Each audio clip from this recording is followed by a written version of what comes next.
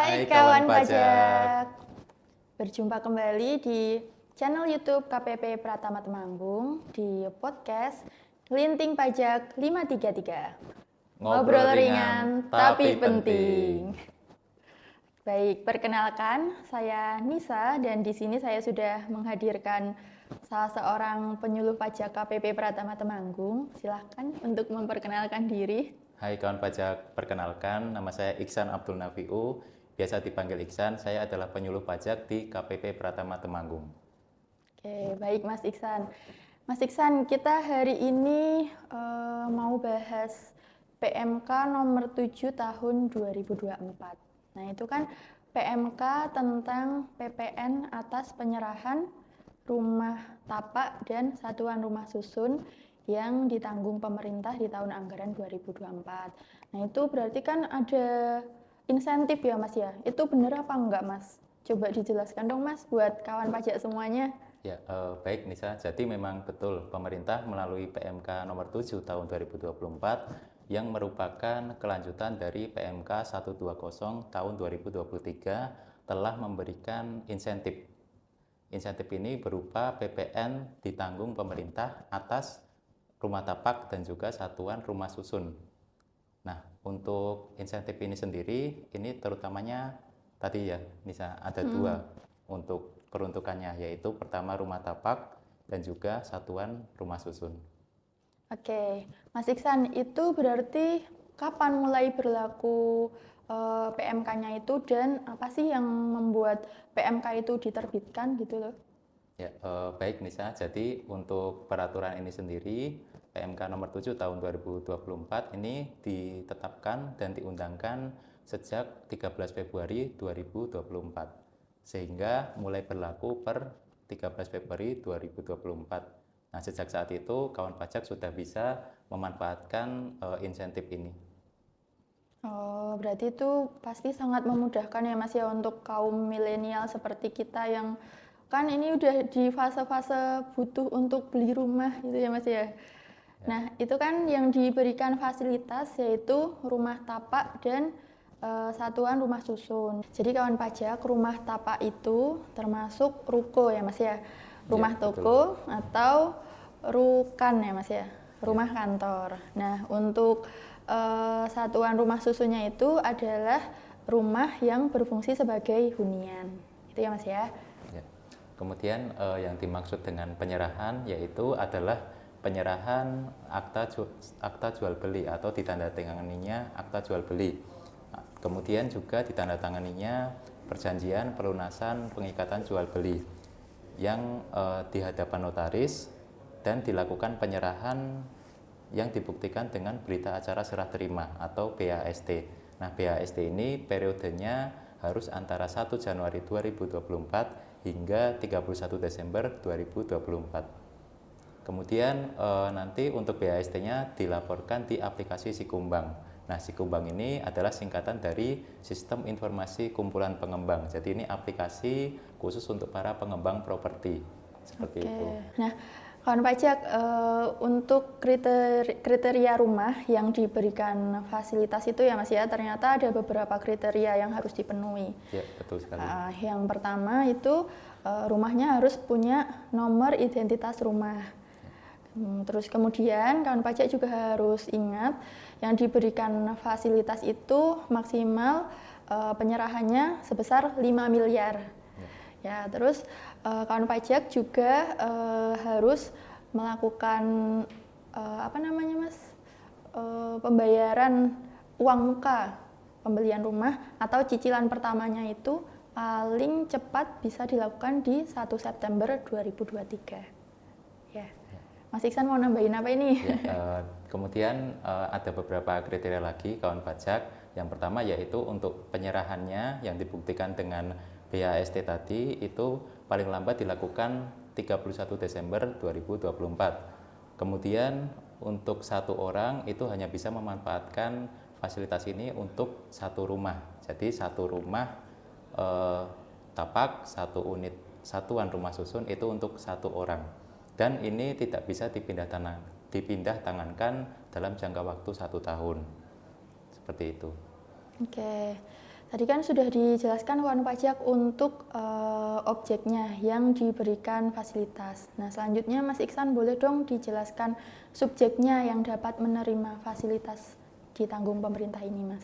Ya, jadi untuk subjeknya yaitu ada dua. Yang pertama yaitu warga negara asing. Jadi warga negara asing itu harus memiliki NPWP. Nah, untuk warga negara asing ini sendiri ini harus sesuai dengan ketentuan kepemilikan rumah tapak dan atau satuan rumah susun bagi warga negara asing di Indonesia. Nah, kemudian yang kedua tentu saja bagi warga negara Indonesia yang sudah memiliki NPWP dan NIK. Oke, Mas, berarti itu tadi yang dapat menggunakan fasilitas orang pribadi ya, Mas ya? Ya, Hanya betul, orang pribadi bisa. ya. Oke, mau nambahin juga kawan pajak kalau ternyata PMK ini juga bisa digunakan untuk kawan pajak yang sebelumnya telah memanfaatkan PMK yang sebelumnya ya Mas ya, yang PMK nomor 120 tahun 2023 yang masih ada sisa pembayaran terutang PPN di 2024. Nah, itu bisa menggunakan PMK ini juga, PMK nomor 7 ini juga gitu, Mas. Ya, betul sekali Nisa. Nah, selanjutnya Mas, kalau ini berlakunya tuh sampai kapan atau jangka waktu berlakunya PMK ini tuh kapan gitu loh Mas? Jadi biar kawan pajak yang udah mau beli rumah ini tahu gitu loh Mas kalau ternyata ada fasilitas ini. Jadi kawan pajak untuk periode berlakunya peraturan ini dibagi menjadi dua. Yang pertama yaitu periode 1 Januari 2024 hingga 30 Juni 2024. Nah, untuk kawan pajak yang masuk dalam periode ini maka mendapatkan insentif sebesar 100% PPN ditanggung pemerintah dari dasar pengenaan pajak sebesar 2 miliar dengan harga jual rumahnya maksimal 5 miliar. Nah, kemudian untuk yang periode kedua yaitu periode 1 Juli 2024 hingga 31 Desember 2024. Nah, bagi kawan pajak yang masuk di periode ini tetap dapat memanfaatkan insentif ini, tapi jumlah insentifnya hanya 50% dari dasar pengenaan pajak sebesar 2 miliar dengan harga jual maksimal 5 miliar. Oke, berarti tadi dibagi dua periode ya Mas ya. Intinya yang dari Januari sampai dengan Juni itu dapat fasilitas ditanggung pemerintah 100% ya Mas ya untuk Ya, PPN-nya. betul. Nah, tapi kawan pajak nggak usah khawatir untuk yang bulan Juli sampai dengan Desember itu fasilitas PPN ditanggung pemerintahnya sebesar 50%. Oke. Nah, Mas, ini kawan pajak kalau mau memanfaatkan fasilitas ini itu harus gimana mekanismenya? Ya, baik Nisa. Jadi bagi kawan pajak yang ingin memanfaatkan fasilitas ini, pertama ini dibagi dulu ke periodenya. Jadi misalkan kawan pajak masuk ke periode 1 yang 1 Januari 2024 hingga 30 Juni 2024. Maka untuk insentifnya 100%. Nah, yang harus kawan pajak lakukan adalah apabila harga jualnya itu sampai dengan 2 miliar, maka kawan pajak tinggal membuat faktur pajak 07 sebanyak 2 kali dengan nilai DPP 50% masing-masing. Nah, kemudian apabila nilai jualnya 2 miliar sampai 5 miliar, maka kawan pajak bisa membuat faktur pajak 07 sebanyak 2 kali dengan DPP masing-masing 50% untuk dasar pengenaan pajaknya yang sampai 2 miliar. Nah, kemudian yang dasar pengenaan pajaknya 2 miliar sampai 5 miliar, kawan pajak bisa membuat faktur pajak 01 karena itu tadi tidak ditanggung pemerintah untuk PPN-nya. Nah, kemudian yang kedua, untuk yang periode 30 Juni 1 Juli sampai 31 Desember 2024. Nah, untuk periode ini apabila penyerahannya itu sampai dengan 2 miliar, maka kawan pajak bisa membuat faktur pajak 07 sebesar 50% dari DPP 2 miliar tadi satu kali, kemudian faktur pajak 01 sebesar 50% sisanya dari 2 miliar tadi. Kemudian apabila penyerahannya 2 miliar sampai 5 miliar, maka yang pertama, kawan pajak membuat faktur pajak 07. Nah, 07 ini ditanggung pemerintah ya.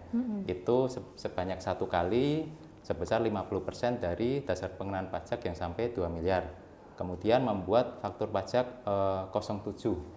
Ini 01, ini 1 kali untuk dasar pengenaan pajak yang sampai 2 miliar 50% sisanya tadi. Nah, kemudian untuk yang sisanya 2 miliar sampai 5 miliar tadi itu kan tidak ditanggung pemerintah. Nah, maka kawan pajak bisa membuat faktur pajak 01. Wow, sangat lengkap sekali. Nah, kawan pajak juga jangan lupa untuk menuliskan ini ya Mas ya, NPWP atau NIK ya di faktur pajak yang sudah dibuat.